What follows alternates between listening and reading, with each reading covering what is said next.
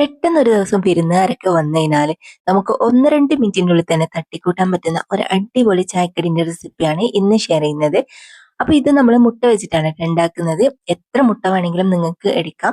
ഞാനിപ്പോ 3 മുട്ട വെച്ചിട്ടാണ് കാണിക്കുന്നത്. അപ്പൊ ആദ്യം തന്നെ നമ്മൾ ബൗളിലേക്ക് 3 മുട്ട പൊട്ടിച്ചൊഴിച്ചു കൊടുക്കാം. ഇനിയിപ്പോ നമുക്ക് മധുരത്തിന് ആവശ്യമായിട്ടുള്ള പഞ്ചസാര കൂടി ചേർത്ത് കൊടുക്കാനുണ്ട്. ഞാനിതിലേക്ക് 2 ടേബിൾ സ്പൂൺ പഞ്ചസാരയാണ് ചേർത്ത് കൊടുക്കുന്നത്. ഇതൊക്കെ ഓരോരുത്തരുടെ ഇഷ്ടത്തിനനുസരിച്ചിട്ട് വേണം കേട്ടോ ഇട്ട് കൊടുക്കാൻ വേണ്ടിയിട്ട്. അപ്പൊ ഇനിയിപ്പോ നമുക്ക് ഇതിലേക്ക് കുറച്ച് മൈദയും കൂടി ചേർത്ത് കൊടുക്കണം.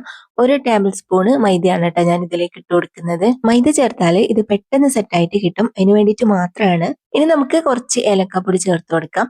എസൻസ് ഉണ്ടെങ്കിൽ കുറച്ച് വനില എസൻസ് ചേർത്ത് കൊടുത്താലും മതിയാവും. ഇനിയിപ്പോ നല്ല പോലെ മിക്സ് ആക്കിയിട്ട് എടുക്കണം. കട്ടകളെല്ലാം നല്ലോണം ഉടഞ്ഞു വരുന്ന രീതിയിൽ നന്നായിട്ട് മിക്സ് ആക്കിയിട്ട് എടുക്കാം. പിന്നെ മൈദ നിങ്ങൾക്ക് ചേർക്കണ്ടെന്നാണെങ്കിൽ കുഴപ്പമൊന്നുമില്ല. മൈദ ചേർത്തിട്ടില്ലെങ്കിലും ഇത് സെറ്റായിട്ട് വരും, മുട്ട ആയതുകൊണ്ട് കേട്ടോ.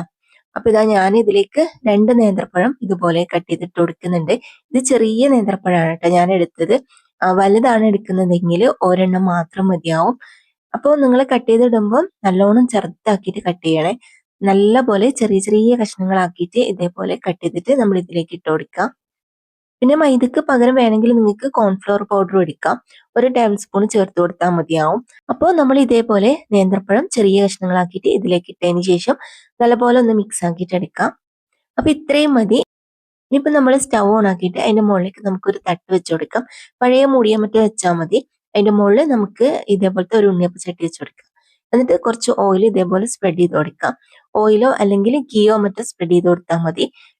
ഞാൻ നെയ്യാണ് കേട്ടോ ആക്കി കൊടുക്കുന്നത്. അതാകുമ്പോൾ കുറച്ചും കൂടി നല്ല ടേസ്റ്റ് ഉണ്ടാവും.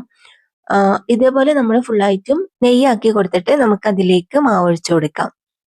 ഇതേപോലത്തെ നോൺ സ്റ്റിക്കിന്റെ പാത്രമാണെങ്കിൽ കുറച്ച് മാത്രം ഓയിൽ മതിയാവും.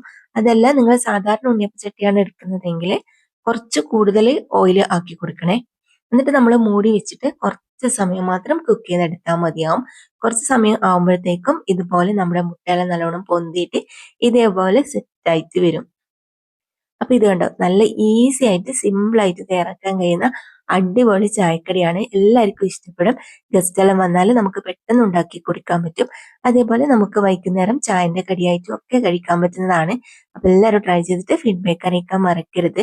ഇന്നത്തെ ഈ ഒരു റെസിപ്പി നിങ്ങൾക്ക് എല്ലാവർക്കും ഇഷ്ടമായിട്ടുണ്ടാവും എന്ന് വിചാരിക്കുന്നു. വീഡിയോ ഇഷ്ടമായാൽ മറക്കാതെ ലൈക്കും ഷെയറും കമന്റും ചെയ്യണേ.